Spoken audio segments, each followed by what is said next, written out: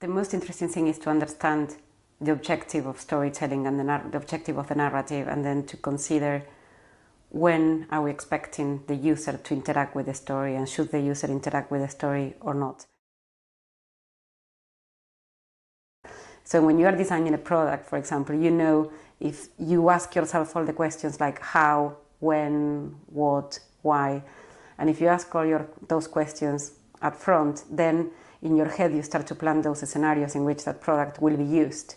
So if when you are designing an interactive documentary, you start to think, okay, is this a Monday night documentary, or is it a Saturday evening documentary, or is it something to be watched on the iPlayer on the way to work? So if you start to think about how that product is going to be used, let's say, or consumed, then you can start to plan that interactivity.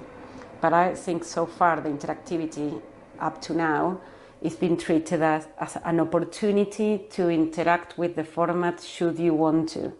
If that's one part, that's enough. But sometimes that even for the sake of doing that, the narrative is being chopped and there is no story to follow. Like something that I noticed when looking at interactive documentaries, for instance, is it changes the way in which we used to consume documentaries. So that change can be a positive change or it can be a negative change, but that needs to be designed.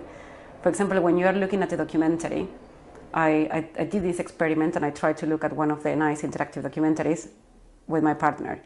And we were looking at it and we ended up in a kind of fight against the mouse of what part, like who was going to watch that part or who was going to watch that part. And I think, yes, they are considered to be interactive, but they are taking away some of the social ways in which we used to interact with things.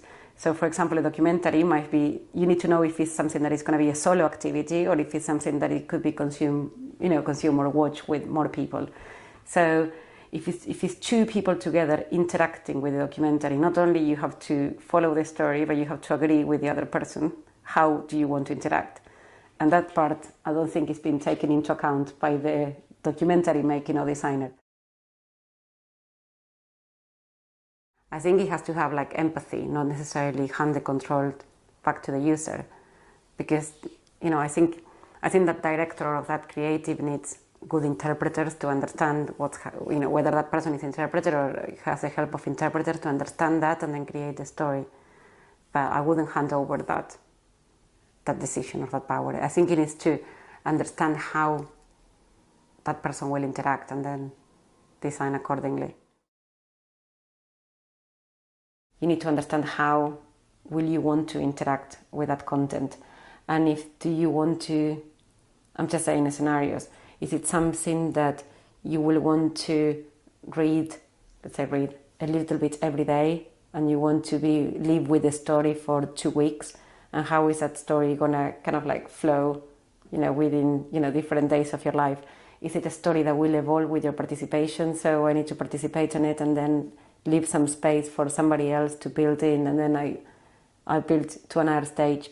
Or is it something that I just want to learn quickly on day one, and once I learn everything, I need the Wikipedia of that story, and then I build my own bits on it? Or probably is it something that I don't know, I want to learn on the tube every day, bit by bit? So I think it's kind of like taking that step before and start to think, how is that story going to form part of my life for that period of time? When we interact with information, we want things at different levels. So you might want to know more. So you might want to dig further on a particular point. So that's something that it could be a consumer need in terms of information that can be explored. Dig deeper on that. Then you might want to expand. So you might want to know what happened before, or you might want to know what happened after. So the expansion of knowledge should be seen in a different level as kind of like a digging deeper of the information. And then you might want to know some parallel thinking of the story that you are talking about. So you might want to kind of like consider things that share like a parallel story with that piece of information.